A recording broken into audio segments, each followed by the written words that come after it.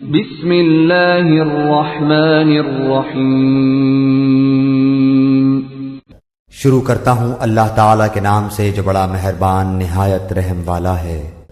قال رب اشرح لی صدری، اے میرے رب میرا سینہ میرے لیے کھول دے، ویسر لی امری، اور میرے کام کو آسان فرما، واحلل عقدۃ من لسانی، اور میری زبان کی گرہ کھول دے، یفقہوا قولی، تاکہ لوگ میری بات سمجھ سکیں۔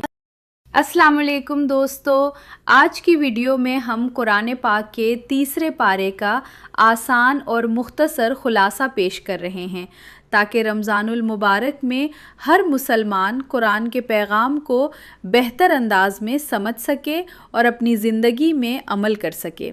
آئیے دیکھتے ہیں اس پارے میں کون کون سے اہم سبق موجود ہیں۔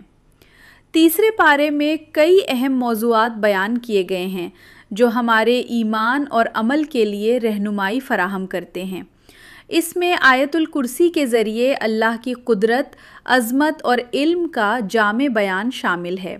آیت مدائنہ ہمیں لین دین اور معاملات میں انصاف کرنے کی تعلیم دیتی ہے۔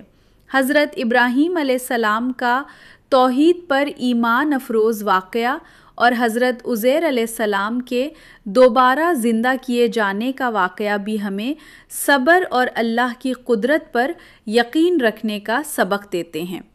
اس کے علاوہ صدقہ کی فضیلت اور سود کی مذمت بیان کی گئی ہے، جبکہ سورہ آل عمران کے آغاز میں اہل کتاب کے ساتھ مکالمے اور جنگ بدر کی کامیابی کے ذریعے اللہ کی مدد اور نصرت کا ذکر بھی ملتا ہے۔ پارے میں حضرت مریم، حضرت زکریا اور حضرت عیسیٰ علیہ السلام کے معجزات بھی بیان کیے گئے ہیں جو ایمان رکھنے والوں کے لیے حوصلہ اور سبق ہیں۔ دوستو، پارہ 3 ہمیں یاد دلاتا ہے کہ اللہ کی نشانیوں پر غور کرنا، نیک اعمال کرنا اور اپنی زندگی آخرت کی تیاری کے لیے وقف کرنا بہت ضروری ہے۔ اللہ کی قدرت عظیم ہے اور جو شخص اس کی ہدایت پر عمل کرتا ہے اسے کامیابی اور خوشی ملتی ہے۔ ہم سب کو چاہیے کہ قرآن کے پیغام کو سمجھیں، اپنی زندگی میں لائیں اور دوسروں کے ساتھ بھی اچھائی بانٹیں۔